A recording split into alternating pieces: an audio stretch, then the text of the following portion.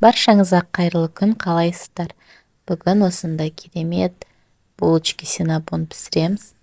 Менімен бірге болыңыздар. Ең бірінші 250 мг жылы сүтке 70 грамм қантымызды қосамыз.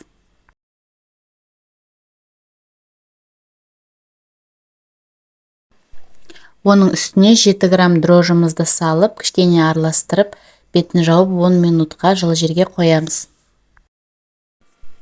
10 минут ішінде дрожж ашу процесі болып кішкене көлемі ұлғаяды. Енді бір шай қасық тұзды салып, араластырып аламыз. Ал енді ерітілген 80 грамм сары майымызды салып, тағы да жақсылап араластырып аламыз. Келесі кезекте біздерде 2 жұмыртқа. 2 жұмыртқаны жарып, тағы да массамыз біркелкі болғанша араластырамыз.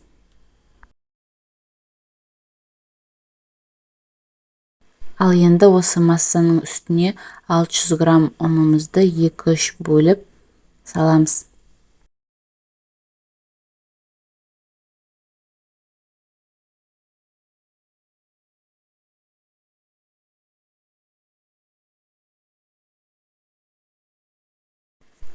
Бізде кішкене қолға жабысатын қамыр пайда болады.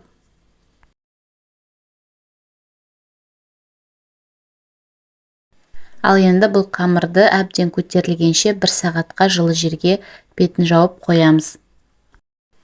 1 сағат уақыт өтті, қамыр өте керемет болып көтерілді.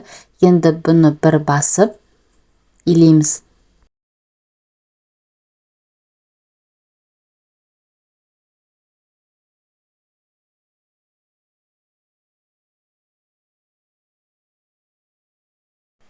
Жіңішке қылып илеп алдық. Енді еріген немесе бөлме температурасында тұрған 100 грамм сары майды осы қамырдың бетіне тегістей қылып жағып шығамыз.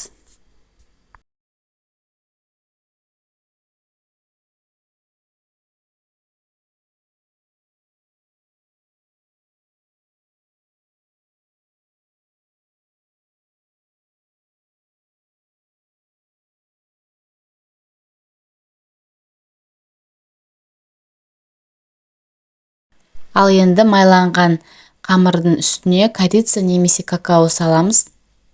Мен де видеода какао салдым. Егер де корица салатын болсаңыз, корицаның үстінен тағы да қант қосып жібересіз. Енді қамырымызды осындай рулет ұқсатып орап шығамыз.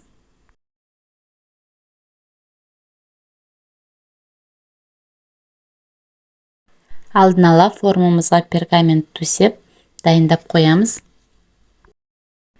Ал енді жіптің көмегімен осылай булочкаларымызды қиып шығамыз.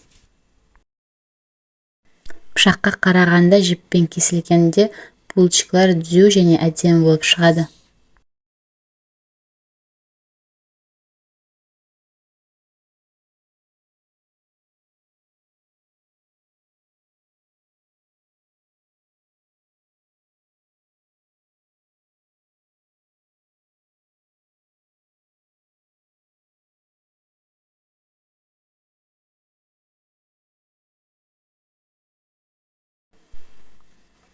Ал енді дайын болған синнабонымызды 10 минутқа бетін жауып қоямыз да 180 градуста 35 минут пісіріп аламыз. Ал енді синнабонымыздың бетіне тәтті крем дайындайық.